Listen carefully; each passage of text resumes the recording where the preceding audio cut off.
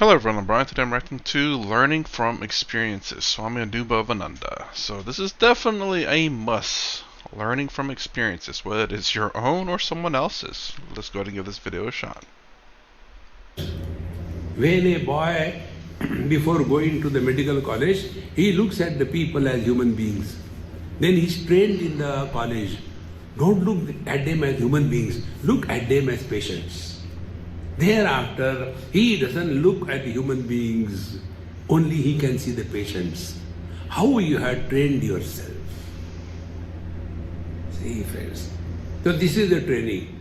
Whenever Krishna means, whenever we have any expectation of any kind from anybody on any issue, we will be miserable in our life. Therefore, this is about the desire aspect. Then, the age aspect, Bhagwan Ram, you have seen so many old people, deha spurati samsare, sopi dukkhaya kevalam, nasti deha samashocho, nicho, guna bahishkritaha. See, in this world, the world begins only when the body identification has happened. And thereafter, sopi dukkhaya kevalam, body identification is only for making us miserable. See, I told you, learn. I have learned all what I am talking to you, not from the books. You are all my gurus. From you I have learned what we have to learn. When one number of shoe is less, how funny we walk. Then Ananta Koti Brahmanda Nayak Paramatma expressing through this shoe of 6 feet, how abnormal he walks. That is the jiva, that is the soul. What can be done? Remove the shoe. No, but I have purchased so much money and then suffer. See, friends, all the problems begin only from body identification. And there is no option for this. If we are convinced of this, then our approach to spiritual life will be different. Therefore, dehaspurati samsare sopi dukkhaya kevalam. So all the things that happen in our life are only after body identification. Now if we learn, in the dream this body is not there. In dream also we get funny experiences. For example, we have taken lot of food up to the throat and then we slept. And in the dream we get a dream that where we are very hungry. Now the hunger is in the pranamaya kosha.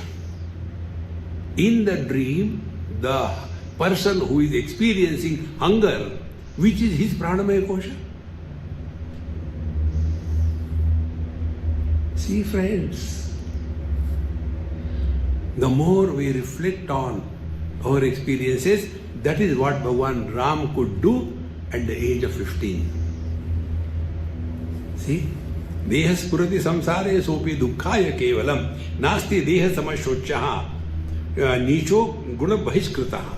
There is nothing worse than the body, and our whole life is based only on body and nothing else. See, friends. Well, I can't disagree with him there. I mean, it's part of our evolution, you know. It is what kept us alive throughout to survive. But at the same time, excuse me. But at the same time, I do understand the fact that we can't, now that we've passed survival, that we can't live like that because it's just going to cause suffering. Because we're not always in survival mode anymore. When survival's necessary, we need to be in survival mode. But when survival's no longer necessary, we need to do more than just that.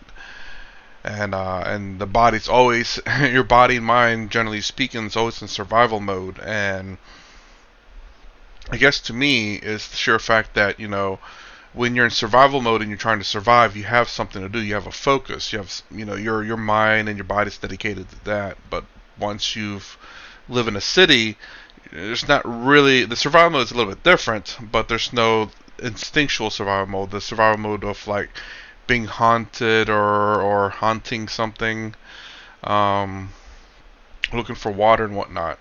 So that's the reason, kind of the reason why our bodies become suffering, is because now we're left to, while there's plenty of time to think about things and a whole bunch of other issues that we have, because I like the way Sadhguru says it about, if you're hungry, one problem. If you're thirsty, that's one problem. If you're hungry and thirsty, that's just two problems. He didn't say it that way, but essentially he says if you're hungry, that's one problem.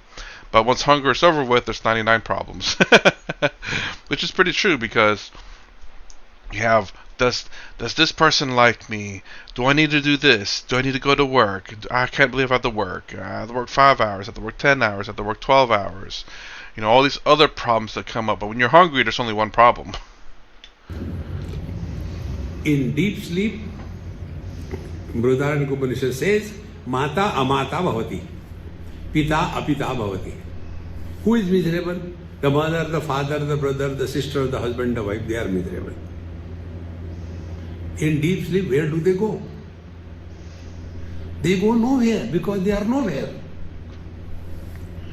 The day you will recognize this simple principle, you have taken a big leap on the spiritual path. All those who are miserable, they don't exist. Our struggle in life is to improve our image in the mirror. The mirror is corrugated, and therefore we look abnormal. So we want to make it proper. It cannot be done. In the same manner, show where is the husband separate from the man. Where is he? And when the divorce happens, what happens to that husband? Nothing. Because he was nowhere. The more you recognize this subtly, then what will you do? Wherever you are, whenever you are, whatever you are, be 100% out, Karnataka. So when you are in front of your wife, pretend that you love her. Pretend. You don't have to love. Always carry one recyclable plastic flower and then honey for you. Then I give it back tomorrow. I do like his example, though, about the husband, the man, the father. It's like, where are they? You know, as in these are separate human beings, but in terms of body identification, you know, these things can be kind of explained. The sheer fact, just because all of a sudden you become a husband, all of a sudden you have another problem, another body identification. When you're the father, the son, the brother, the I don't know, the worker, all these things don't exist, but these are body identifications, which causes problems. Because when you're the worker, you have to worry about work. When you're brother, you have to be brotherly. When you're the son, you have to worry about your parents. When you're the father, you have to worry about your children. When you're the husband, you have to worry about your wife. You know, all these things. All these body identifications comes up with all these different kinds of problems. Every one of them unique to the identity that they entitle. So, of course, as a father, you have children to worry about. If you're not a father, then clearly you're not you don't have children to worry about. You have maybe nephews, which is a different kind of child, because you got the title of uncle. So, again, all these body identifications have their own unique problems attached to them, which are attached to you because of these identifications. Make life a fun. Don't become serious in life. So, kim shriya kim charajena kim kajena kim hitaihi dinai katipayahi eva kala sarvam nikrindati. See, the wealth, the kingdom, the property, the body. What is this great? Then, katipayahi dinaihi kala sarvam nikrindanti. As the time passes, everything slowly starts disappearing. See, friends. Oh. As the time passes, everything slowly starts disappearing. Yeah.